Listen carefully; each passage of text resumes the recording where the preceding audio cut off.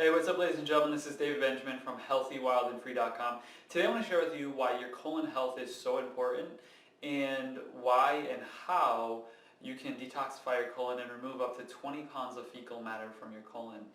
So I read the other day online that the average American has 20 pounds of excess fecal matter just sitting in their colon, putrefying, just sitting there, basically causing internal toxicity to the body. Now, your colon is, you have 4 parts to your colon, and your colon is over 5 feet long. So think of your colon as like a thin tube that wraps, you've all seen diagrams of it, I'm sure, that wraps around like this in your gut.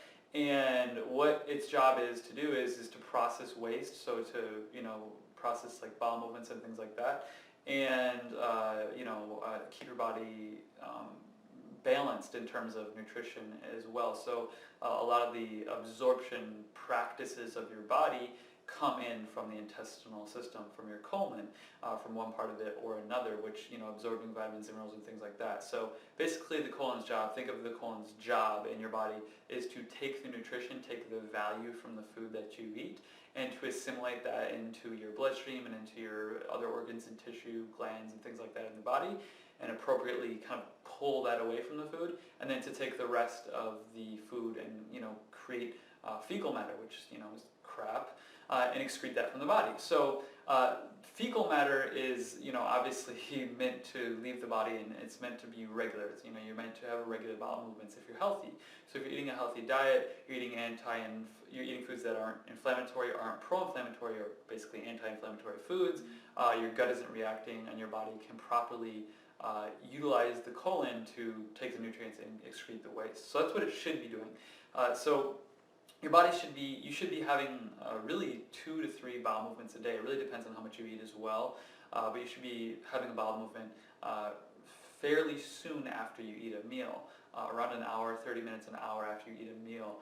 If you're really healthy, you can have bowel movements even sooner. I mean, you'll eat a meal or drink a smoothie or have a salad or something like that, and you'll have a bowel movement within 20 minutes. So it's really crucial to understand that colon health is extremely important. One of the people that I've learned from over the years, and actually my mom followed when I was a kid, is this doctor by the name of Dr. Schultz, and he's got some really good supplements, and he has a quote saying that all disease begins in the colon. And I think there's some truth to that, because once your colon stops working, you're no longer absorbing nutrients, which are crucial for the life of your entire body, the energy, the vitality, the functionality of every internal organ, but then also that fecal matter, that excess waste, and that internal toxicity is a kind of a second huge downside, because when you can no longer use what you need, and then there's a waste byproduct that's sitting in your body creating toxicity, it's kind of a double hit to your gut health, is a double hit to your colon health. So colon health is extremely important, and like I said, Americans have on average of up to 20 pounds of excess fecal matter just sitting in their colon. And I think maybe if you're watching this video, maybe you remember the first time you got into health and wellness and detoxification and things like that, you may have taken some detoxification herbs or foods or something like that, and it had a huge bowel movement, or had a few days or an entire week of bowel movements that were double or triple what you were normally having before that. And that just goes to show you as proof that your body has fecal matter or excess fecal matter in it that should be excreted if the colon was doing its job properly and absorbing those nutrients and really pulling that, excretion, that waste out. So I think we've all had times like that. I know I have, in taking certain herbs or supplements, or changing my diet, or adding things to my diet, or taking away things to my diet and adding things to my diet. I think we've all experienced a change in our bowel movements in our adult lives. And that just goes to show that we can have more fecal matter in our body at any given time than we need to have for health and well-being of the colon.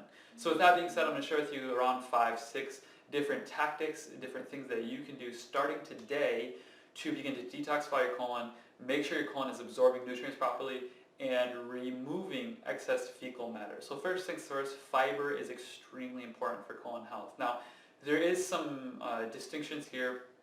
I recommend the most anti-inflammatory forms of fiber that you can find. So there are certain grains and things like that that do contain fiber. The problem with grains and the browner colored whole foods, if you will, is sometimes those are pro-inflammatory in the body for more people.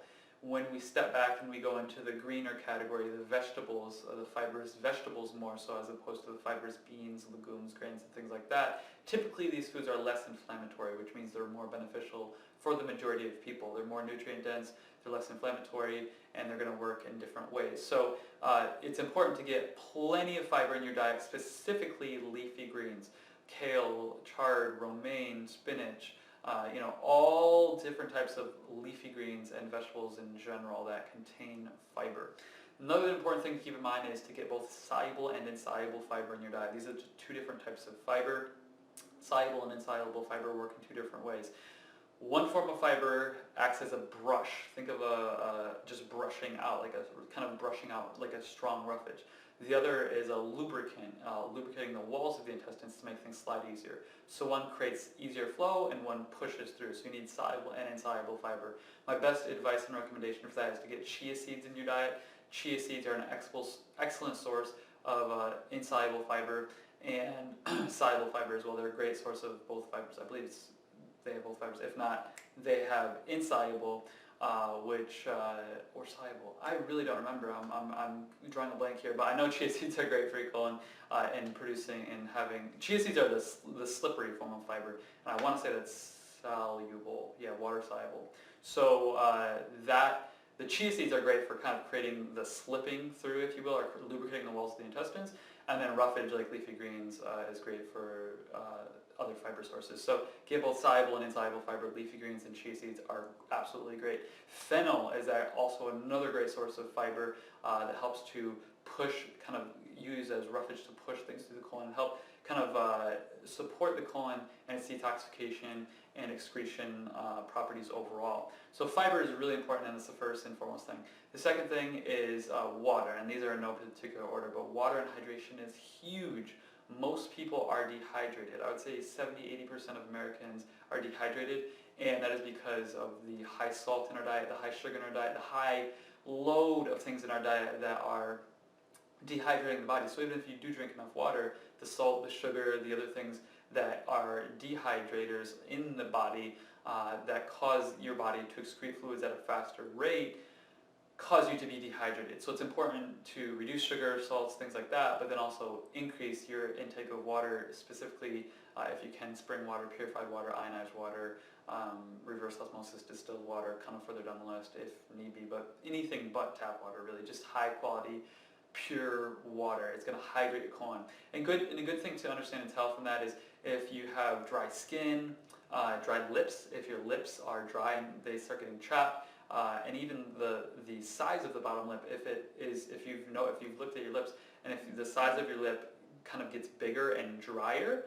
that is a huge indicator that you're dehydrated, and that specifically your colon is dehydrated and you need more water in your diet. So your bottom lip, or really just your lips in general, should be well lubricated and they shouldn't be dry and chapped and kind of feel puffy, and just your body feeling puffy in general is not a good thing. That's probably a sign of dehydration and high salt in your diet as well.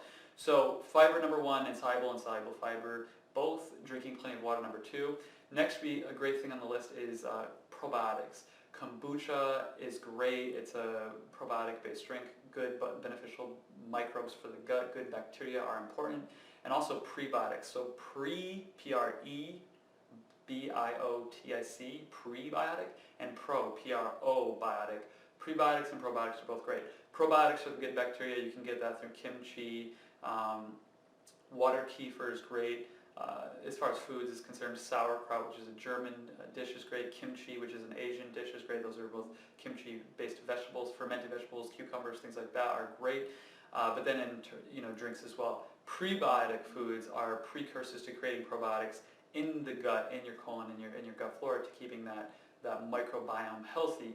Great sources of those are artichokes, bananas, and there are a few others as well that I can't think of off the top of my head. I believe, I want to say leeks are a great source of prebiotics, and there's a few others, but just think artichokes, bananas. Bananas are kind of the easiest go-to solution for prebiotics. Next on the list we have ginger. Ginger is great because it acts as a stimulant. It's kind of it has kind of a heating property to it, and it's an anti-inflammatory for your colon. So one of the issues that people have is when they eat pro-inflammatory foods such as gluten, dairy, meat, things like that, the colon becomes bloated, which is really just inflammation. When you have a bloated gut or bloating kind of belly after eating food, that's inflammation in the gut. Those foods you should avoid in general to improve colon health and optimize colon health, but then adding in something like ginger that has an anti-inflammatory, anti-spasm effect for the colon helps to calm the colon down and allow it to be in a relaxed state. And that kind of heat from the ginger as well helps to kind of move things and stimulate movement and flow of fecal matter and just digestion in the colon in general. So ginger is absolutely great. Adding to that list, cayenne is great as well. Cayenne is extremely great for circulation. Once again, you have over 5 feet of intestines, of really colon in your body. So cayenne pepper is great. It's got capsaicin, which is a compound that helps with circulation. It helps boost nitric oxide, which is also good for circulation. It's a molecule that enhances circulation in the body. So cayenne pepper is really great for circulation. Circulation is great for moving and just flow in the body. Great for blood flow, great for colon flow, liver flow, any flow in the body whatsoever. Getting blood to your brain, heart, great. So cayenne pepper is a great, not stimulant, I guess it's sort of a stimulant, but a way to increase circulation to optimize the function of your colon. And last but not least, a great recommendation is to drink aloe vera water or aloe vera juice. Aloe vera is extremely great for the colon to kind of soften and cool the colon and really just kind of keep it at ease. It's slick, it's slippery. We've all used aloe vera on our skin for sunburn or just toning or anything like that. So we know that aloe vera has properties that soothe and calm the colon and the intestinal tract and intestinal walls so that your body can once again kind of process and move things through. Kind of like the insoluble and soluble fiber, aloe vera helps to create a more slippery environment to keep things flowing. So that's 6, 7, 8 recommendations, whatever that is there, to keep your colon healthy. I will link up an article below with more information. Also, one thing that's interesting about the colon is that when you are eating pro-inflammatory foods or you're eating foods that cut at the walls of the intestinal lining in your colon, what happens is that over time, if you continue to eat those foods, it can create gaps in your intestinal lining. And when that happens, it creates something called leaky gut. When leaky gut occurs, food particles leak from your intestines or your colon into your bloodstream. Once that happens, the immune system attacks those food particles as foreign objects because it's foreign to the body. It shouldn't be in the bloodstream. It should be in your colon and your digestive organs. And antibodies are created, and then this creates what's known as autoimmune disease, which there are, some people say, 60, 80. I've found up to 160 listed autoimmune diseases by the Autoimmune Related Diseases Association of America. I want to say that's the organization. If I said it right, those words might be in a different order, but those go everything from MS, brain conditions, Alzheimer's, rheumatoid arthritis, acne, psoriasis. The list goes on and on and on and on. Those are all autoimmune diseases that cause from a leaky gut, that cause from a compromised colon and compromised colon health. So there is an event going on right now about autoimmune disease. It's like 4 or 5 days longer.